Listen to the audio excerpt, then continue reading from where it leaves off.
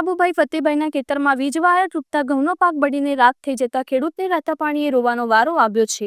ખેડૂત જોડેથી મળતી માહિતી મુજબ અગાઉ વારંવાર વાયર બદલવા માટે જાણ કરેલ હોવા છતાં જીઈબીના અધિકારી કે કર્મચારીઓ ઘોર નિંદ્રામાં રહીને ખેડૂતની રજૂઆત પર ધ્યાન આપેલ નહીં, જેને પગલે આજ ખેડૂતના પાકેલા ઘઉં બળીને રાખ થઈ જતા ખેડૂત પટેલ બાબુભાઈ ફતેભાઈ લાખો રૂપિયાનું નુકસાન વેઠવાનો વારો આવ્યો હતો।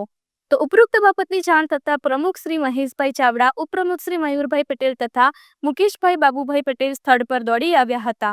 ફાયર બ્રિગેડને જાણ થતાં સ્થળ પર દોડી આવી હતી। ગ્રામજનોની ખૂબ મહેનતને અંતે આગ પર કાબુ મેળવવામાં સફળતા મળી હતી, પણ હવે જોવાનું એ રહ્યું કે જીઈબી નિંદ્રામાંથી ક્યારે જાગશે અને ખેડૂતને ન્યાય આપશે।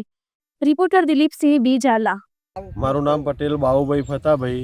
જીઈબીમાં 8 થી 10 વખત વારંવાર રજૂઆત કરવા છતાં કોઈ પણ કમ્પ્લેનનું સોલ્વ થતી નહીં। લાપરવાહીના લીધે આજે 1.5 થી 2 વીઘા ઘઉં એકદમ સળગી ગયા, પણ આજ સુધી 1.5-2 કલાક થયા પણ હજુ સુધી કોઈ જીઈબીનો કોઈ અધિકારી આવવા તૈયાર નથી। ખેડૂતને છેલ્લા 3-4 મહિનાથી મહેનત કરી, હાથમાં આવેલો કોડિયો ટૂંકમાં છીનવાઈ ગયો। આવી લાપરવાહી તો આ ગામમાં લગભગ 10 થી 15 જગ્યાએ આ રીતના તાર લબડેલા જ રહેશે અને આ રીતના ઘઉં બળવાની શક્યતાઓ છે। જે તે પણ જવાબદારી રહેશે એ જીઈ બોર્ડની રહેશે।